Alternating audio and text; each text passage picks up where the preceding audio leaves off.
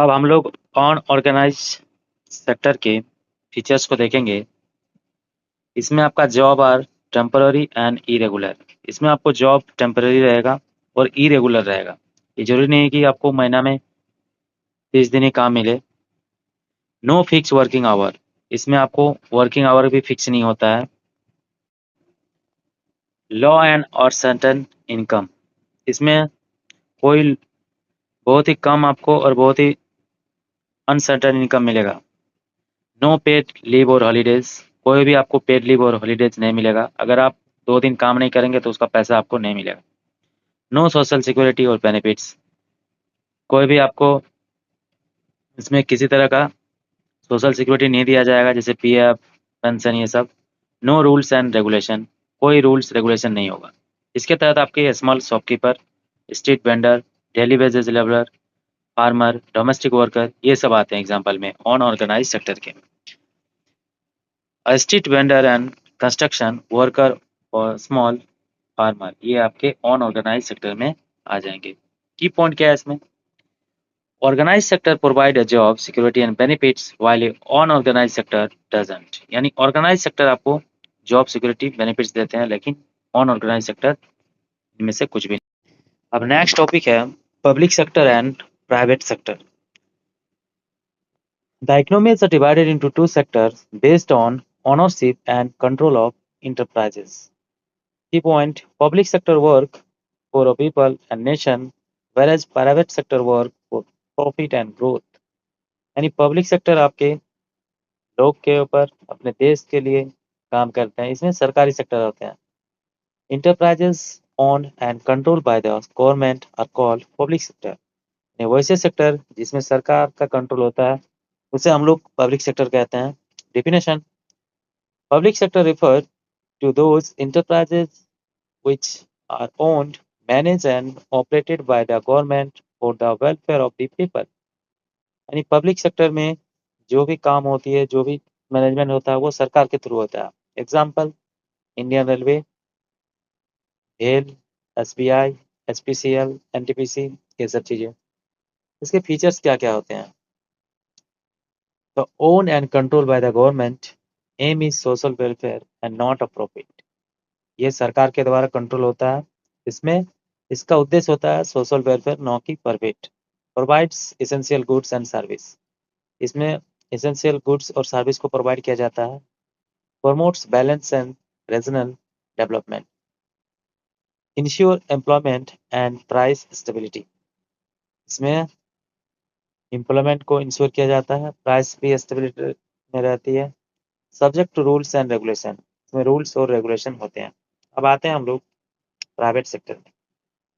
Enterprises owned and controlled by individual or group are called private sector।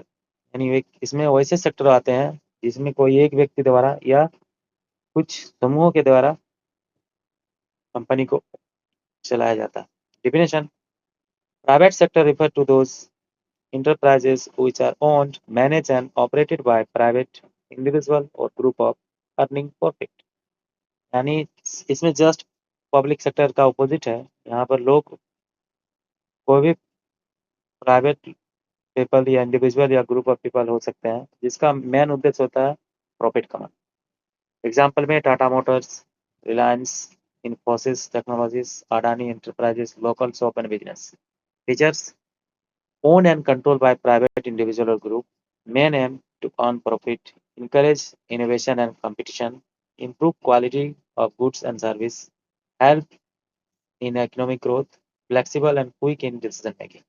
यहाँ पर कोई भी काम बहुत जल्दी होता है, इसका उद्देश्य होता है अपना जो कंपनी होते हैं, अपने जो प्रोडक्ट होते हैं उसको इम्प्रूव करना, टेक्नोलॉजी को बढ़ाना, ताकि लोग ज़्यादा उससे प्रोडक्ट को खरीदें, ज़्यादा flexible banana.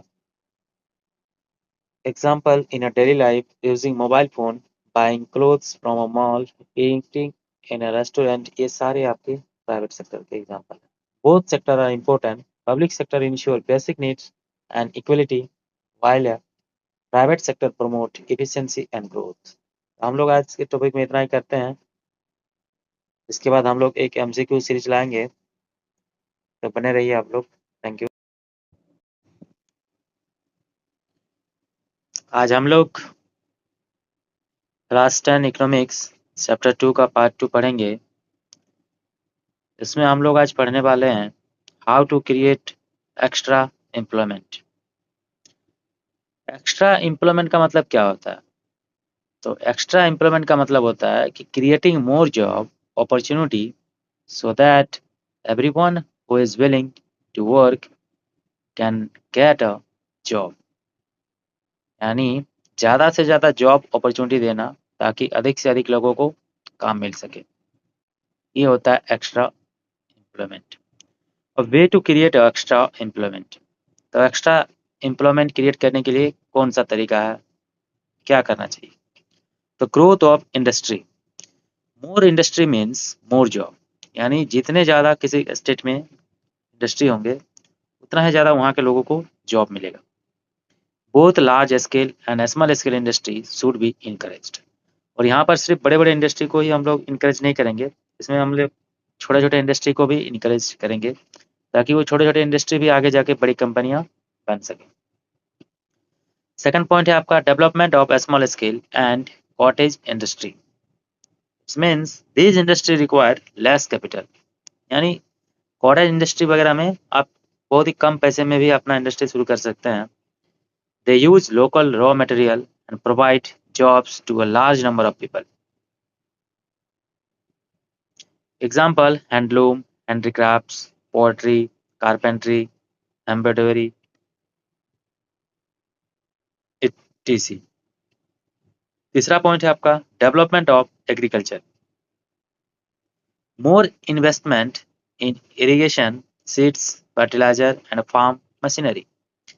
Multiple cropping, mix farming and organic farming can increase job. यानी खेती में भी अगर बढ़ोतरी करेंगे तो वहाँ भी लोगों को जॉब मिल सकता है। Agro based industry can also create employment. और खेती से रिलेटेड जो भी खाद ये सब का भी जो इंडस्ट्री होंगे वहाँ भी लोगों को जॉब मिल सकता है। चौथा पॉइंट है आपका development of infrastructure. Good roads, transportation, electricity, water and communication create many job. यानी रोड्स वगैरह बनाएंगे तो वहाँ भी लोगों को जॉब मिल सकता है। ट्रांसपोर्ट फैसिलिटी करेंगे वहाँ भी लोगों को जॉब मिल सकता है, लोग ड्राइवर बन सकते हैं। इलेक्ट्रिसिटी में भी जॉब मिलता है, वाटर एंड कम्युनिकेशन ये सब जगह पे भी लोगों को जॉब मिलता है। It also help other industries and service to grow. ये अदर इंडस्ट्री को भी हेल्प करते हैं। पांचवा पॉइंट है आपका growth of service sector. Service sector like a trade, transport, banking, insurance, education, health and tourism can provide more job। Service sector में भी लोगों को बहुत सारे जॉब मिलते हैं, जहाँ पर एजुकेशन के क्षेत्र में, हेल्थ के सेक्टर में, टूरिज्म के सेक्टर में। नेक्स्ट पॉइंट है आपका vocational education and skill development. People should be given vocational training and technical skill. यानी लोगों को वोकेशनल ट्रेनिंग के माध्यम से भी हम लोग जॉब प्रोवाइड करा सकते हैं। Skill people can get better job और can start their own work. जैसे आपका बीएड हो गया, आईआईटी हो गया, ये सब आपके जगह हैं जहाँ पर लोग अपने स्किल के थ्रू भी जॉब क्रिएट कर सकते हैं। Promote self employment. People should be encourage to start their own small business. यानी सरकार को लोगों को इनकरेज करना चाहिए अपने छोटे छोटे बिजनेस शुरू करने के लिए। Government can give loans, support and facilities to a small entrepreneur. यानी जो भी ऐसे छोटे छोटे बिजनेस स्टार्ट करना चाहते हैं सरकार के द्वारा उन्हें लोन देना चाहिए, वो भी without interest. Population control. Rapid population growth increase the number of people seeking job. यानी एक समस्या ये भी है कि पॉपुलेशन बढ़ने के कारण भी जॉब में कमी हो सकती है। Controlling population help in creating more employment opportunity. यानी पॉपुलेशन अगर कम होगा तो जॉब की संभावना ज़्यादा होगी। पुराने समय में आज से लगभग 30-40 साल पहले लोगों को जॉब की ज़्यादा प्रॉब्लम नहीं थी। लोग जानबूझ के जॉब करना ही नहीं चाहते थे क्योंकि जॉब में ज़्यादा पैसा नहीं था। और अभी लोग जॉब ढूंढ रहे हैं लेकिन जॉब मिल नहीं रहा। तो ये कहीं ना कहीं पॉपुलेशन के कारण भी हो सकता है। इसको शॉर्ट में कैसे याद करें? Extra employment can be created by developing industry agriculture, infrastructure, service and skill, and promoting self-employment and control population. ये सारा चीज को आप एक लाइन में याद कर सकते हैं। Benefit of extra employment. Extra employment का क्या बेनिफिट हो सकता है? तो रिड्यूस पॉवर्टी, यानी गरीबी को कम कर सकते हैं। इम्प्रूव स्टैंडर्ड ऑफ लिविंग, यानी रहने का तरीका को इम्प्रूव कर सकते हैं। इंक्रीज प्रोडक्शन एंड इनकम, देश का प्रोडक्शन बढ़ा सकते हैं, इनकम बढ़ा सकते हैं। बैलेंस इकोनॉमिक डेवलपमेंट, यानी इकोनॉमिक डेवलपमेंट को बैलेंस कर सकते हैं, यानी सब लोग पॉवर्टी से आगे बढ़ सकते हैं, रिच की ओर बढ़ सकते हैं। अब हम लोग दूसरा पॉइंट देखते हैं। हम लोग का दूसरा टॉपिक है organise and unorganised sector. Organised sector, these economies are divided into two broad sectors on the basis of the nature of employment and condition of work। यानी जॉब में भी दो तरह के होते हैं, एक होता है ऑर्गेनाइज सेक्टर, एक होता है अनऑर्गेनाइज सेक्टर। ऑर्गेनाइज सेक्टर में पहले देखेंगे हम लोग the sector in which a job are regular and people work under certain rules and regulation is called the organise sector. यानी इस सेक्टर में जॉब रेगुलर मिलता है, लोगों को काम एक रूल्स और रेगुलेशन के तहत करना पड़ता है। अब अनऑर्गेनाइज सेक्टर, इसका डेफिनेशन है this sector in which a job are temporary, irregular and without any job security is a called unorganise sector. यानी इस सेक्टर में लोगों को जॉब रेगुलर नहीं मिलता है, टेम्पररी मिलता है, कभी भी जॉब से हटा दिया जा सकता है, ये आपका अनऑर्गेनाइज सेक्टर है। एग्जाम्पल में ऑर्गेनाइज सेक्टर का गवर्नमेंट डिपार्टमेंट, यानी कोई भी सरकारी जॉब होता है वो ऑर्गेनाइज सेक्टर होते हैं। पब्लिक सेक्टर अंडरटेकिंग PSU, यानी कुछ ऐसे भी पब्लिक सेक्टर भी होते हैं जहां पर ऑर्गेनाइज सेक्टर होता है। प्राइवेट कंपनीज, अगर बड़ी बड़ी कंपनियां हैं उसमें भी आपका ऑर्गेनाइज सेक्टर होते हैं, वो वहां से भी आपको अचानक नहीं निकाल सकते हैं। बैंक्स वगैरह में जॉब हो गया, ये सारी चीजें।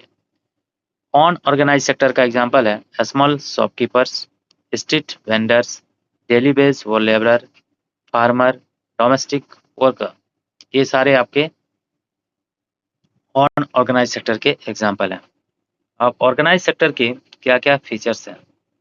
रेगुलर एंड सिक्योर जॉब, सबसे पहले तो इसमें रेगुलर जॉब मिलेगा आपको, आपका जॉब सिक्योर होगा। फिक्स वर्किंग आवर, यानी वर्किंग आवर भी फिक्स होगा, जनरली 8 आवर होते हैं। गुड वेजेस एंड सैलरीज, इसमें पैसा भी अच्छा खासा आपको मिल जाता है। पेड लीव एंड हॉलीडेज, यहाँ पर आपको साल में कुछ दिनों के लिए छुट्टी दी जाती है जिसका पैसा आपसे कटता नहीं है, पेड लीव होता है वो, holidays. Social security benefits like PF, pension, medical facilities,